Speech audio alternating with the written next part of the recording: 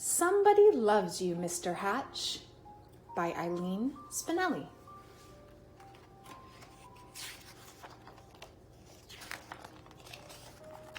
Mr. Hatch was tall and thin, and he did not smile.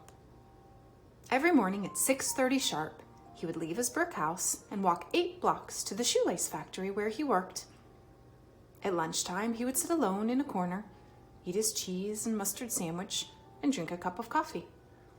Sometimes he brought a prune for dessert. After work, he would make 2 stops: at the newsstand to get the paper, and at the grocery store to buy a fresh turkey wing for his supper. After supper, he read the paper, took a shower, and went to bed early. He keeps to himself. That's what everyone said about Mr. Hatch. One Saturday, when Mr. Hatch stepped onto the porch with his dustpan and broom, he got a surprise: a package wrapped in brown paper. He'd never spoken to the postman before. "Thank you, Mr. Goober," he said. Mr. Goober smiled. "You're welcome. I always enjoy delivering packages." Mr. Hatch tore the brown paper off.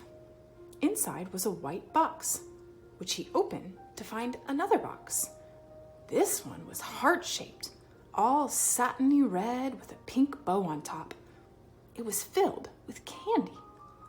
Something fluttered to the porch floor. It was a little white card.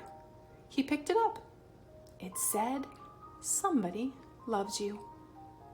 Only then did he remember that this was Valentine's Day. Mr. Hatch wondered and wondered. Now who would send this to me? He was all alone. He had no friends, and yet someone had sent him a Valentine? Who?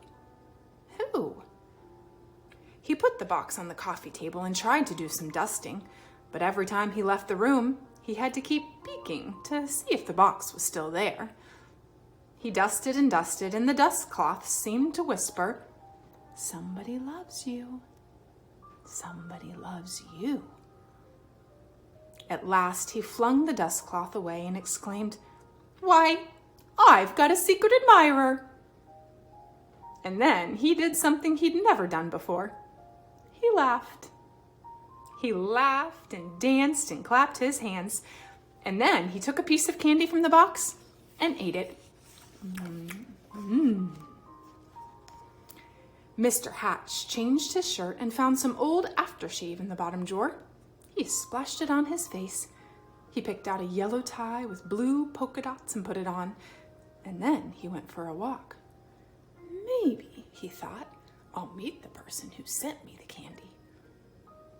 Of course, no one had ever seen Mr. Hatch wearing a tie, or smelling of aftershave, or smiling. So he got a lot of attention. Mrs. Weed tripped over her dog. Mr. Dunwoody nearly fell off his ladder. And little Tina Finn spilled all the toys out of her wagon.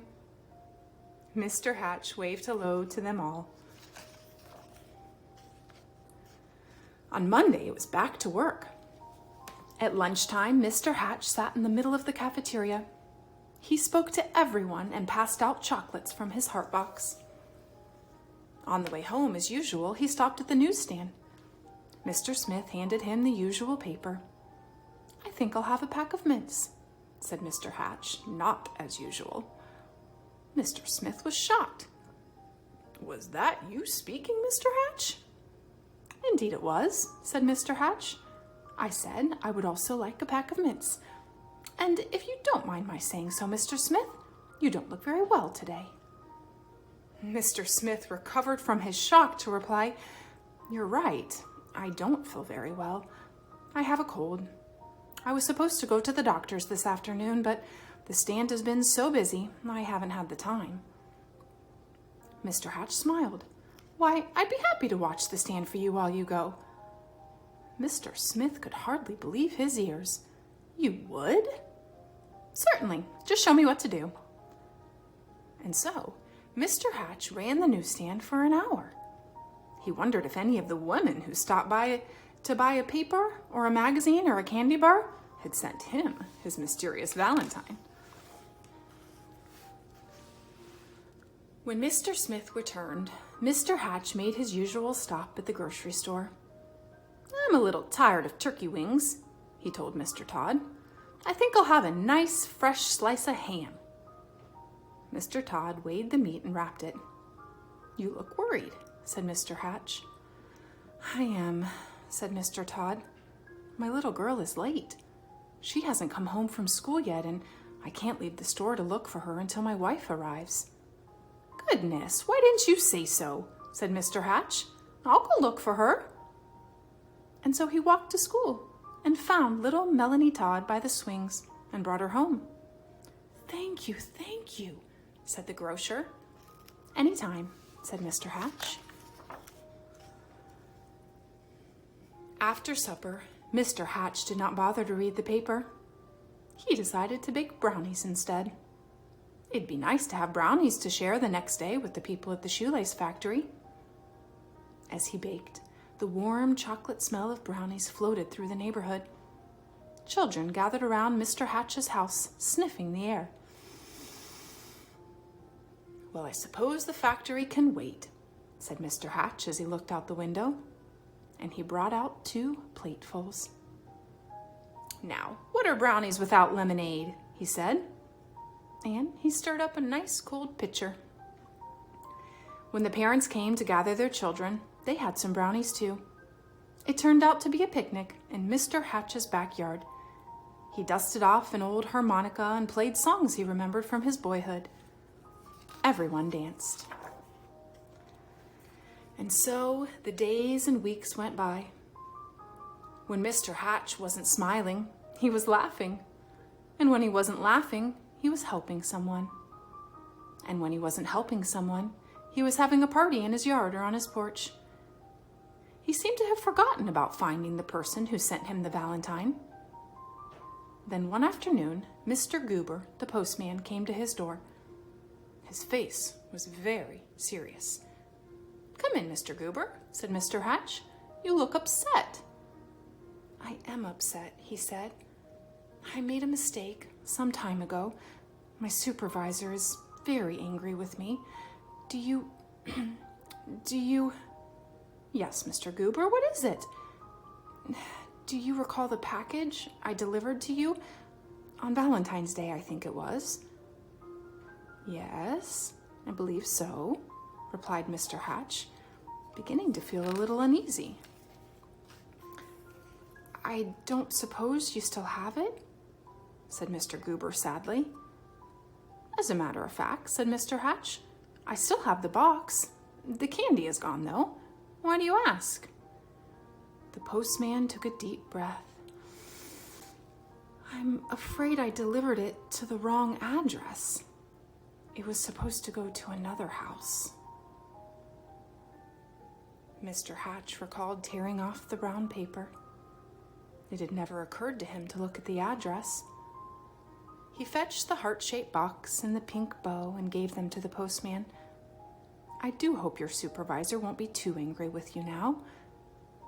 The postman was heading down the sidewalk when Mr. Hatch called from his porch. "Mr. Goober, I forgot something." He gave the postman the little white card. Alone in his living room, Mr. Hatch sighed. Nobody loved me after all. Then he read the paper, took his shower, and went to bed early. The next morning at 6:30 sharp, Mr. Hatch left his brick house and walked 8 blocks to the shoelace factory. At lunchtime, he sat in the corner by himself, ate his cheese and mustard sandwich, and drank a cup of coffee. After work, he stopped at the newsstand for his paper, but he did not speak to Mr. Smith. And when he ordered his turkey wing from Mr. Todd, he did not smile.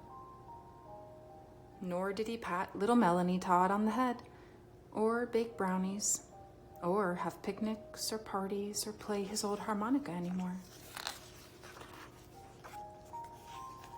Everyone whispered, "What is wrong wrong with Mr. Hatch? Mr. Goober, the postman, told them. We love Mr. Hatch, insisted Mr. and Mrs. Dunwoody. He gave us flowers for our garden. He helped to mend our back fence. Mrs. Weed nodded. I love him too. He saved his bones for my dog Ruffy. Ruffy barked. She loved Mr. Hatch too. Mr. Smith told everyone how Mr. Hatch had watched his newsstand so he could visit the doctor. And Mr. Todd told everyone how Mr. Hatch had found his little girl.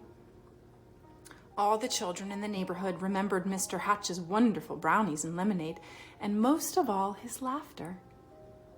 Poor Mr. Hatch, they said. What can we do? Then Mr. Goober announced, I have an idea. On Saturday morning, Mr. Hatch woke to a bright and sunny day. He put on his old overalls and went out to the porch with his dustpan and broom. He couldn't believe his eyes. All over the porch were red and white hearts and pink bows. There were boxes of candy on the chairs and yellow streamers flowing from the ceiling, and sticking up out of his mailbox was a shining silver harmonica. The front yard was filled with people, happy, smiling people. They were holding up a huge sign with hand-painted letters. It said, Everybody loves Mr. Hatch. Mr. Hatch dabbed at a tear with his handkerchief. I do believe, he sniffed, somebody loves me after all. And then he smiled. And then he laughed. And then he hurried down to be with his friends.